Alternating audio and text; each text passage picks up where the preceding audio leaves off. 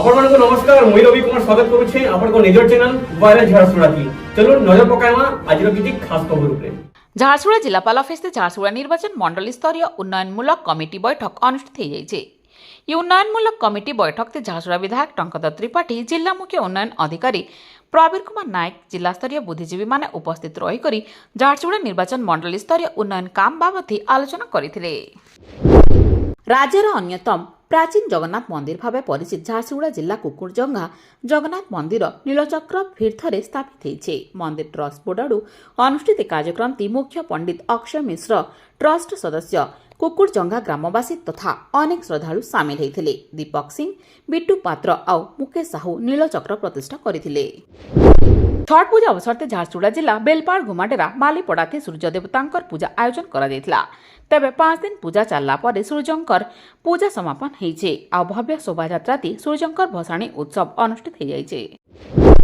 Jharsuguda छुईपाली नथिबा quartzite खणी विरुद्ध हेतुवार अभियोग के नेइकरी जिला प्रशासन आडू विकमपाली थी त्रिपाक्षिक बैठक अनुष्ठित हो जाइछे।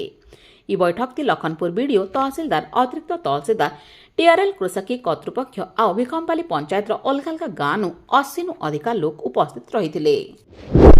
एससीपीएल कंपानीर पूर्ण कर्मचारी मानकु हिलटॉप कॉलोनी थी नियुक्ति देवार दाबी नहीं करी लखनपुर खोलामुहा कोईला खणीर प्रोजेक्ट ऑफिसर को दाबीपत्र प्रदान थर प्रतिश्रुति देवार पर भी हिलटॉप कंपानी एससीपीएल कंपानीर पूर्ण कर्मचारी मानकु नियुक्ति नाई देवार आउ बाहर लोक आनिकरी चाकरी देउछे। तेबे इताके विरोध करी आज प्रोजेक्ट ऑफिस सामना ती धारणा देकरी दाबीपत्र प्रदान करा जाइछे। पवित्र कार्तिक मास चलीथिबार बेले झारसुगुड़ा जिला ब्रजराजनगर म्युनिसिपालिटीर अभयपुर ने अखंड नाम संकीर्तन कार्यक्रम चली। तेबे ब्रजराजनगर पूर्वतन विधायिका अलका महांती इ नाम संकीर्तन ती जोग देकरी समस्तंकर लागि आशीर्वाद नैथिले। तार संगे स्थानीय लोकमानकर संगे अनेक विषय उपरे आलोचना करिथिले। झारसुगुड़ा जिला बनहरपाली ओपीजीसी आडू तेलनपाली पंचायत छड़ारमा गाँ थी माँ पाई गछटिए कार्यक्रम अनुष्ठित हो जाइछे। ओपीजीसी कर्तृपक्ष तेलनपालीर सरपंच छड़ारमा गाँर लोक माने उपस्थित रही करी गछ लगैथिले। ई कार्यक्रम ते 300 अधिका गछ लगा जाइथिबार सूचना रहिछे।